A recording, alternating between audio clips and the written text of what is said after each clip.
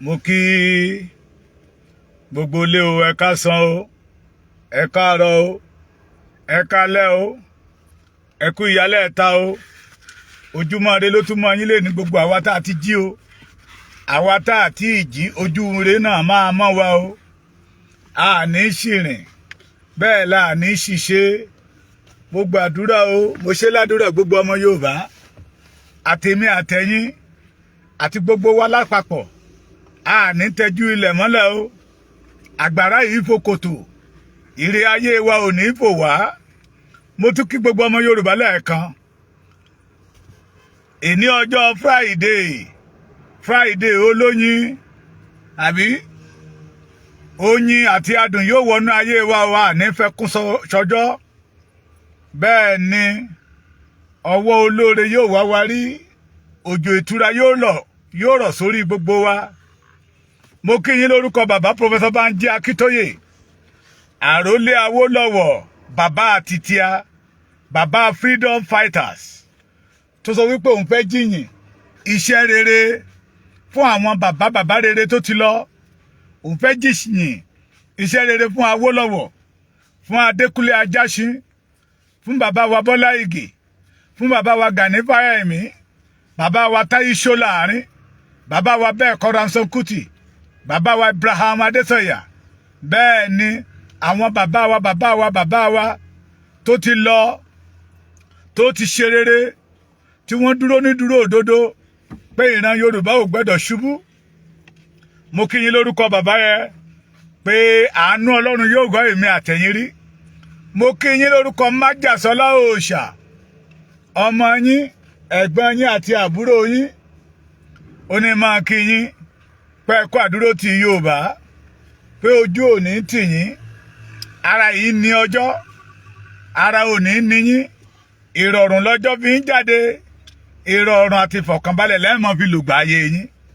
Mo wá fi àkókò yìí kí gbogbo ọmọ Yorùbá kú oríire, torí oríire gbogbo wa ni.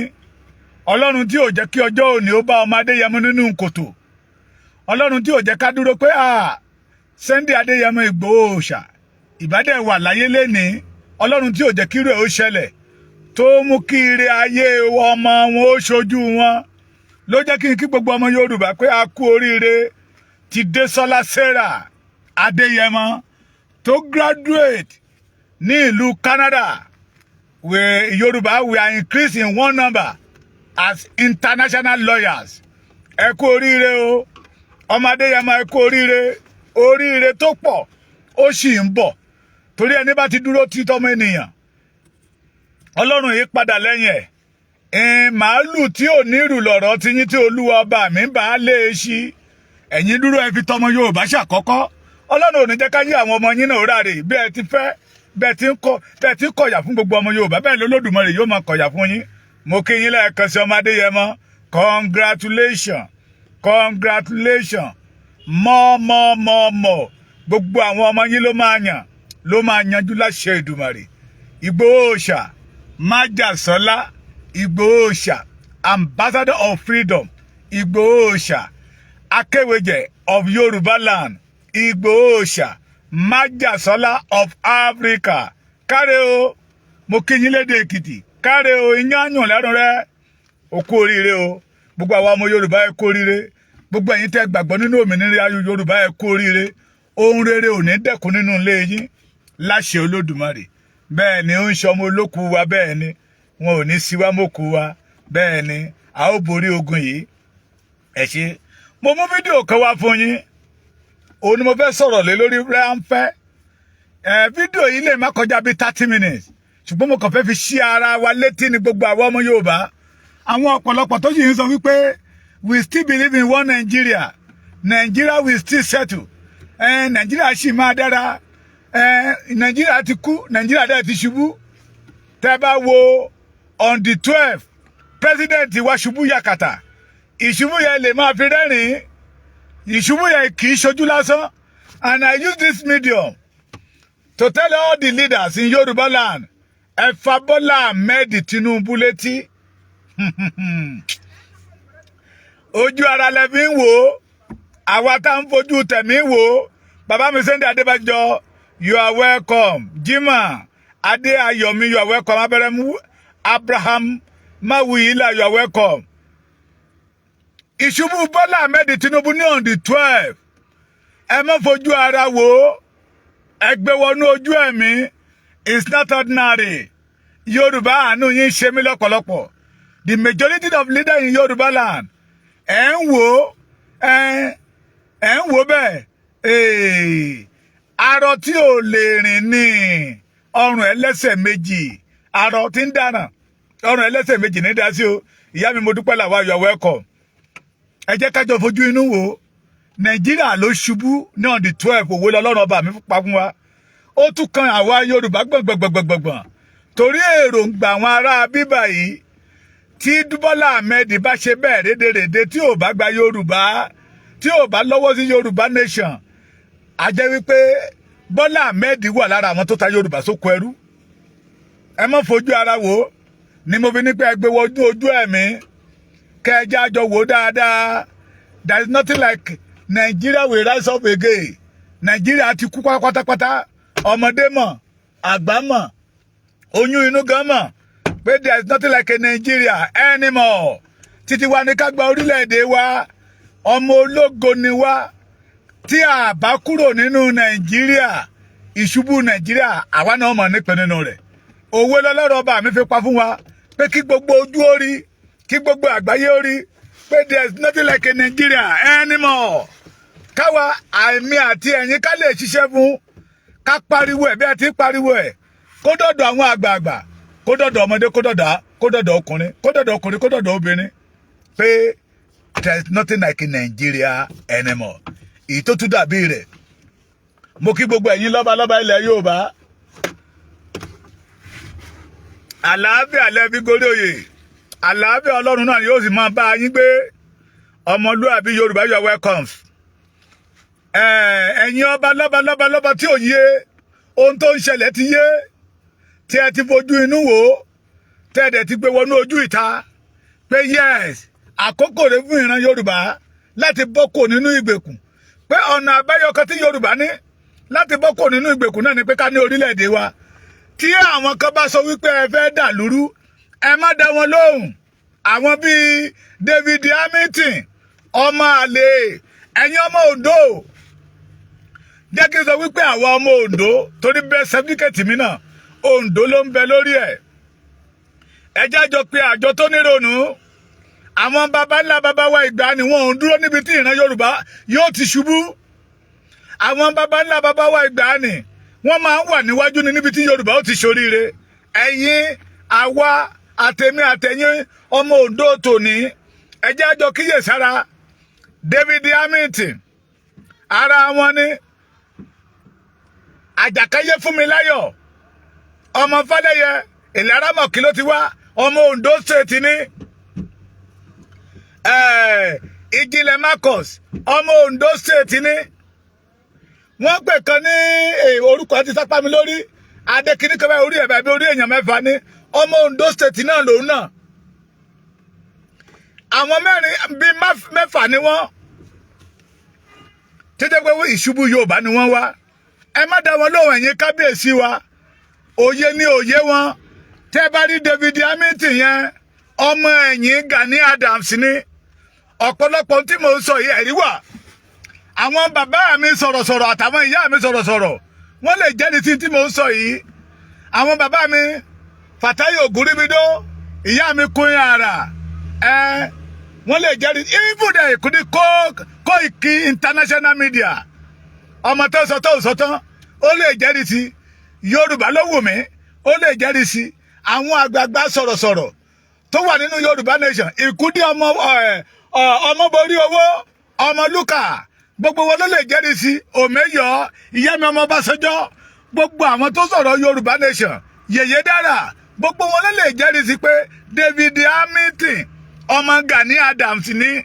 Gbogbo yín lè dẹ̀mọ́ ìhà tí Gani Adams kọ sí ìgbáyé gbádùn àti òmìnira Yorùbá. Pé Gani Adams ò fẹ́ ìran Yorùbá fúnre. So tí David Hamilton bá ṣe program tó bá dárúkọ bàbá mi Ajérò, ajá ló máa jẹnu ẹ̀.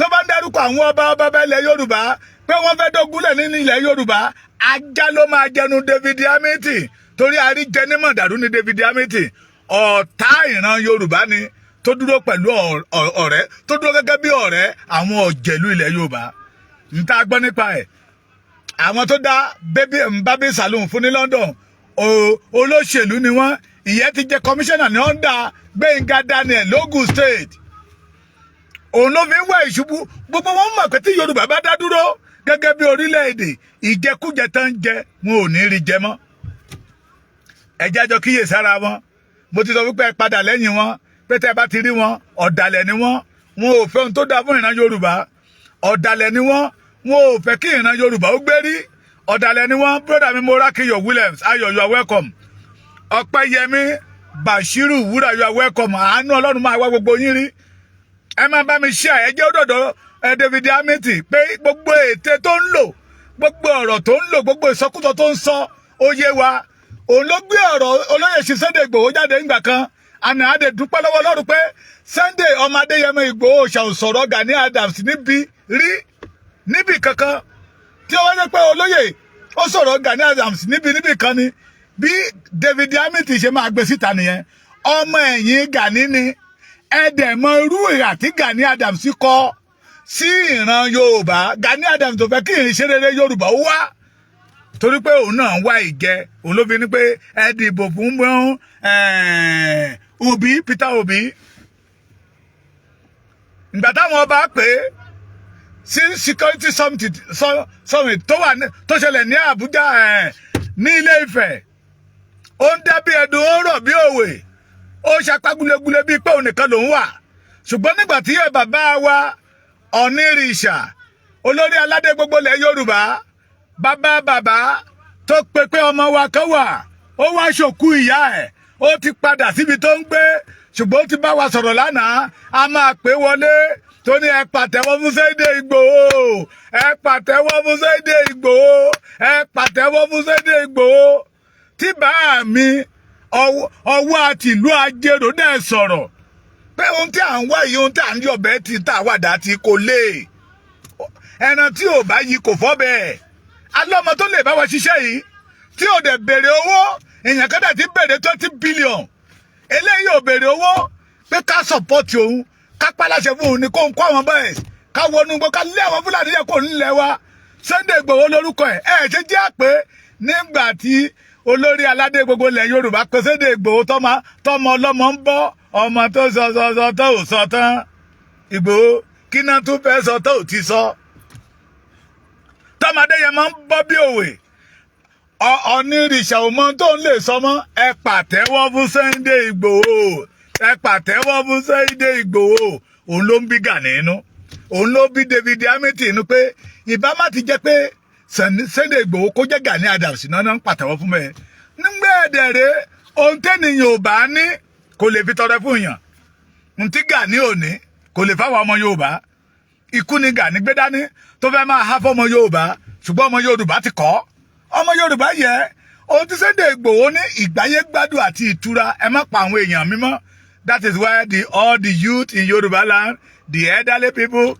surround Sunday Ìgbòho embrace Sunday Ìgbòho and say you are the hero of our time ohun tó ń bí Gani Adams nínú nìyẹn ohun tó dẹ̀ bí David Amity nínú nìyẹn tó ní àwọn ọba ilẹ̀ Yorùbá fẹ́ kẹ̀yìn àwọn ọmọ Yorùbá sí ìjọba ṣé ìjọba gan ò ti kẹ̀yìn sí wa ni ìjọba tí ń bẹbí pa wá ìjọba tí Fúlàní ń ṣe wá bó ti wù wọ́n mo sọ̀rọ̀ kan ní ṣé ìjẹta ni mo ṣe program ó rẹ̀ mí ní ìrìn àjò tá a nìyẹn from Kútọ́nù to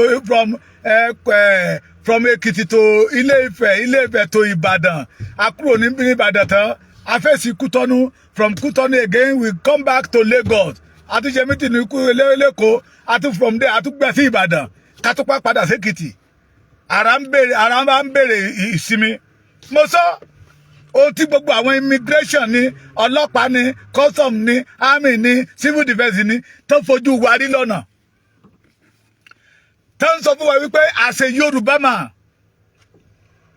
you are not free to move free from Lagos to Ogun State ẹ̀sẹ̀ dà tó bá ti jẹ́ pé owó dé from Owódé to Ìdí-Ìrókò àwọn ìṣòro tó ọmọ Yorùbá ń bá pàdé ń bẹ ìṣòro tó lágbára ni. The question kí lè bó lẹ́ ń lọ kí lè fẹ́ lọ ṣe ó yá ìpẹ́ ń tẹ́fẹ́ lọ bá the address the phone number. Ìkọ́tẹ̀ dídí wo wa ó ní we want to go and enjoy ourselves in Benin Republic. Mo ní how do you know? Ó ní where is our passport? We are not in the border. Àti ìwà nínú border. Ṣebí tá bá wà nínú border lẹ́ẹ̀ mọ̀ béèrè passport wa. We are still in Owódé here. This is in Yoruba land under the Nigeria. Why are you asking our passport? Ọ̀pọ̀lọpọ̀ ló sọ wípé ń tójú wa rí nìyẹn. Bàbá mi kan wá pè mí. Ó ní bàbá Èkìtì. Ó lóun wo program tí mo ṣe. Ó ní èrè ìdí tí wọ́n fi ń wádìí ni wípé wọ́n mọ̀ pé the alternative tí Yorùbá ní the alternative and the alternative tí Yorùbá ní láti máa kó oúnjẹ wọlé kébí má bàa pa Yorùbá ní Benin Republic Sẹ̀mẹ̀ Ìdí-Ìrókò. Ó ní that is why tẹ́ fi bombard ibẹ̀ pẹ̀lú with securities. Bàbá yẹn wá sọ fún pé security tí mò ń wò ní ọ̀nà Benin lọ́nà Sẹ̀mẹ̀ lọ́nà Ìdí-Ìrókò yẹn kò sírú ẹ̀ lókè ọ̀yà lọ́hùn. Mo wá ní mi ò gbà bó ṣe rí ní ìsàlẹ̀ ló ṣe yẹ kó rí lókè lọ́hùn. Bàbá yẹn ní kò sí ó ní they move free torútorú làwọn yẹn ń rìn. Bàbá yẹn ní òun express ẹ̀ ó wà nínú fóòmù ẹ̀ kò rí ní. Ó ní àwọn Fúlàní ẹ̀ tó bá jẹ́ pọ̀ ọ̀kadà náà fẹ́ fi kó ráìsì wọlé wọ́n lè kó ráìsì tó bí 10 sórí machine.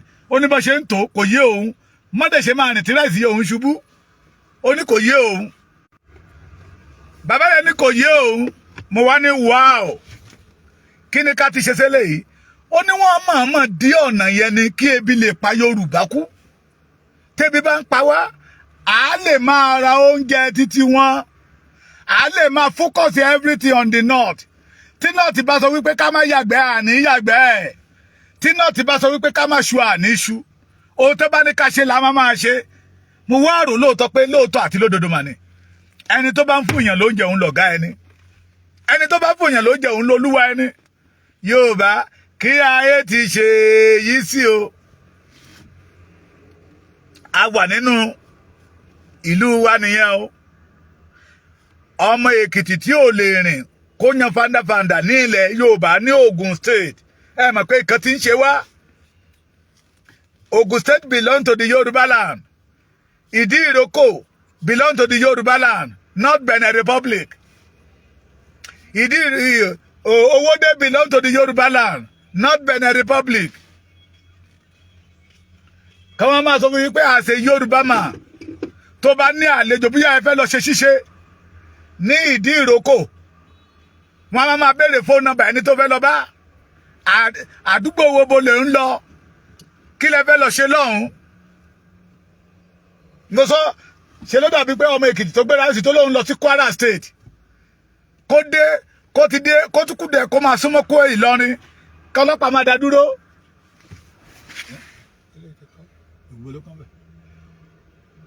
Ẹ bá mi ṣe kí la fẹ́ ṣe sí kò sówó níta ṣe lè rí dà ọyá bá mi béèrè gbèsè nìyẹn o. Sorry ara nǹkan tá à ń gbé káàkiri náà ló bàjẹ́ ẹ má bínú. So nígbà tá a bá lè rìn bó ṣe wù wá ní ilẹ̀ wa kán wá dé ọ̀nà kan ní ibo lẹ́ ń lọ kálá ń lọ sí Ìlọrin kán wọ́n máa béèrè lọ́wọ́ wa pé kí lẹ fẹ́ lọ ṣe lọ́hùn àdẹ́sì bẹ́ẹ̀ lẹ fẹ́ lọ bá nígbà tá a bá ti jẹ gbogbo inú mọ́tò wò tí wọn ò rẹ́rù òfin bẹ̀ tí ò dẹ̀ rí bẹ́ẹ̀ lọ́dọ̀ wọn lọ́hùn. Nígbà tí bàbá yẹn sọ fún mi pé torí pé wọn ò fẹ́ kí ìran Yorùbá ó ní oúnjẹ jẹ wọ́n mọ̀ pé the only alternative that we have is Benin Republic. The only alternative that we have alternative ẹ̀ ti gbọ́ ọ̀rọ̀ mo fẹ́ kọ́ lọ́rùn oyè ọ̀rọ̀ bí ọ̀tá lọ́rọ̀ wa ni aláwa náà máa ṣe ìbú. The alternative that we have is Benin Republic láti kó oúnjẹ wọlé kó gbogbo ohun tí Nàìjíríà sọ wípé no. Meanwhile ẹ̀yin tẹ́ máa ń lọ sí north bàbá yẹn sọ fún mi pé gbogbo ohun tẹ́ ní pé kò gbọdọ̀ wọlé ilẹ̀ Yorùbá this thing must not enter Nigeria pé tí n bá lọ sí north màá bá ń bẹ̀ mo níbo ló ti ń wọlé ó ní kí n fìyẹ́lẹ̀ ń tàgbàlagbà fi ń jẹ̀kọ́ abẹ́ ìwé ló wà. Mo wá ní ṣé ó yẹ kóru eléyìí máa ṣẹlẹ̀ under the government of Bola Ahmed Tinubu di Jagaba. Wọ́n ní ṣé Jagaba lẹ́nu fún ara ẹ̀ ó gán mọ̀ pé òun ò lẹ́nu. Pé ṣé mi ò mọ iye ọjọ́ tó ti fi ẹnu sí ìdí ìrókò bọ̀dà, ṣé mi ò mọ iye ọjọ́ tó ti fi ẹnu sí sẹ̀mẹ̀ bọ̀dà, pé òun náà mọ̀ tó ń bá ṣe wàhálà ni. Mo wá ṣe alábàápàdé fídíò kan. Máa play fún yẹn máa gbọ́. The former president of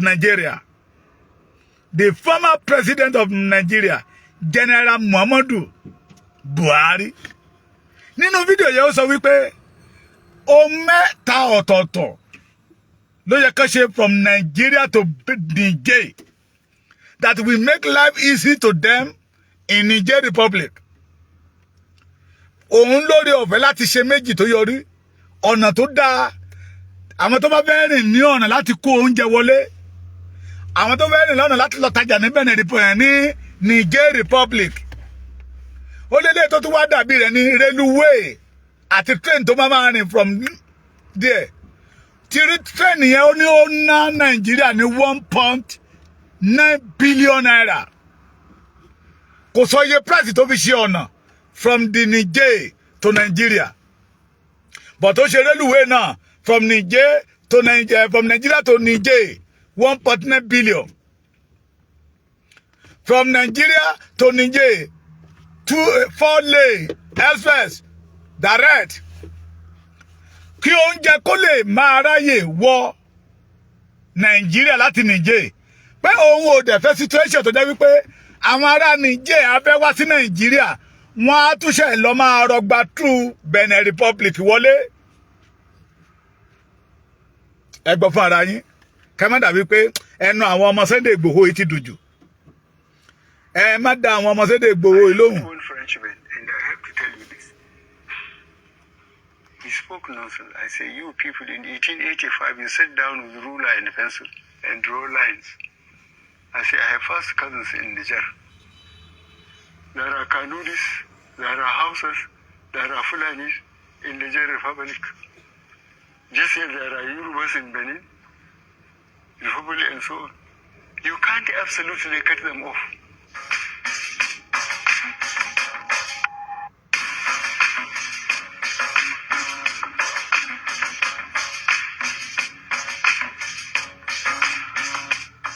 But the rail, look at the plan, if you read the plan, how we are rehabilitating the rail.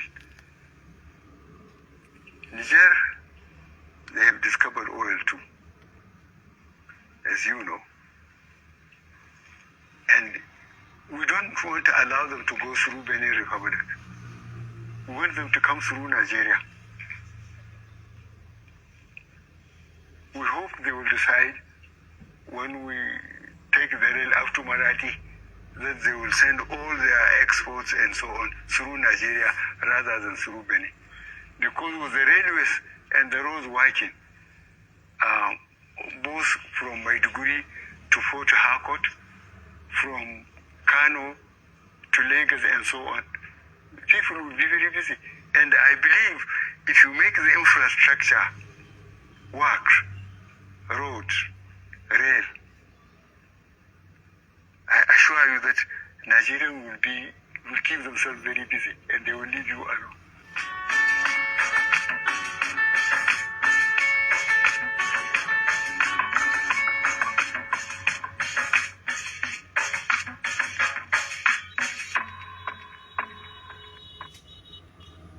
Ẹ̀yin náà ti rí èrè ìdí tí àwọn Fúlàní fi pọ̀ ní ilẹ̀ Yorùbá. Ó ti ṣe ọ̀nà fún wọn tó jẹ́ wípé wọ́n bí baba ńlá custom kan dá, wọ́n bí baba ńlá ọlọ́pàá kan dá tàbí àmì kan dá kó dá wọn dúró lọ́nà. So they will be able to move free, enter from Niger to Lagos, from Lagos to Port Harcourt, from Port Harcourt to Enugu. Anybody ṣe ń ka gbogbo ẹ̀. That is why tó fi lórí ọ̀fẹ́ tán yamu lórí ilẹ̀ wa. But we the Yoruba, we did not have opportunity to go to our neighbor country, Benin Republic here. Ó sọ ń bẹ̀ nínú program yẹn tẹ́ bá wò ó, ẹ̀yin náà lọ wá lórí YouTube. Only 70% of Benin Republic, they are Yorubas. Ṣùgbọ́n ní Niger, Kanuri, Hausa, Fulani wà ńbẹ̀. Ó ní wọn tẹ̀ lè pa wọ́n tì bẹ́ẹ̀ cut wọn off. Kán má ráyè wọlé. Ìyá mi Bùnmi Adélékè, you are welcome. So Buhari make way for the Fulanis to enter Nigeria freely, to do whatever they like. But we the Yorubas, we are not free to move free in our own father's land. Kí la ti fẹ́ ṣe yìí sí? Ẹja bira wa léèrè, ṣé Sunday Igboho ló fẹ́ dà lóru? Ẹja bira wa léèrè, ṣé bàbá Akíntóyè ló fẹ́ dà lóru? Ẹja wa bira wa léèrè gẹ́gẹ́ bí ọ̀rọ̀ tí òpònú David Amity sọ, ṣé àwọn ọba ilẹ̀ Yorùbá ló fẹ́ dogunlẹ̀? Ká wá bira wa léèrè pé ṣé ogun tí ń jà wá àbógun ò tí ì jà wá? Ẹja bira wa léèrè òní mo fi bí wálé pé ṣé wọ́n ń ṣe wá ní àbáwa là ń ṣe ra wa? That we have opportunity láti gba ilẹ̀ wa, láti gba orílẹ̀-èdè wa, láti gbé ìgbé ayé àlàáfíà, that we refuse say no. Ẹ fèyí kọ́gbọ́n gbogbo ọmọ Yorùbá. Kájíjí òdodo, the only way. Tinubu gan mọ̀ pé the only way is to have our nation. Ẹ gbọ́ mi àbẹ́ ìdáhùn. Màá tún wá ti Bọ́lá Ahmed títà fún yín. Gbogbo yín lẹ ti máa ní. Gbogbo yín lẹ ti máa ní. Bọ́lá Ahmed lẹ́gbọ́ tó sọ̀rọ̀ yẹn.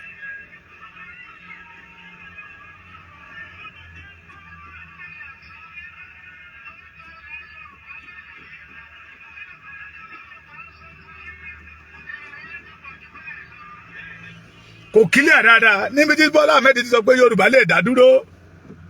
Tí wọ́n bá fún wa ní tá ń fẹ́, tó bá jẹ́ pé ìyàbá iná máa fi jẹ wá ní Yorùbá máa dá dúró. They know the way. But ìjẹkújẹ ó gba òdodo lẹ́nu wọn. Ta ló ń dógun lẹ̀? Ṣé àwọn ọba tó ti gbàgbára lọ́wọ́ wọn ló ń dógun lẹ̀ ni? Ìpilẹ̀ṣẹ̀ Yorùbá ọba ló nílùú. Yorùbá àjọra wa. Àwa àtàwọn àjọra wa. Kí ni Yorùbá fi jọ Ìgbò? Kí ni Ìgbò fi jọ Yorùbá? Kí ni Yorùbá fi jọ Hausa? Kí ni Hausa fi jọ Yorùbá? Kí ni Fúlàní fi jọ Yorùbá? Kí ni Fúlàní Yorùbá fi jọ Hausa? Àjọra wa. Ẹja àjọ ronú sí. Lẹ́ẹ̀kan tí mo tún kí ọmọ Adéyẹmọ pé congratulations, more on your way. God bless you. Yorùbá, ẹja kí ìsọ̀ra. Ẹ join mi lórí Bàbá Èkìtì YouTube channel, please. God bless you, sir. Ẹ rí àánú gbà o. Àánú Ọlọ́run máa jì. Àwọ̀ àyín rí. Mo tún sọ lẹ́ẹ̀kan sí. Agbára yìí fòkòtò. Ire ayé yìí ò ní fò yín. Láṣẹ Olódùmarè. Ẹ ṣé gan.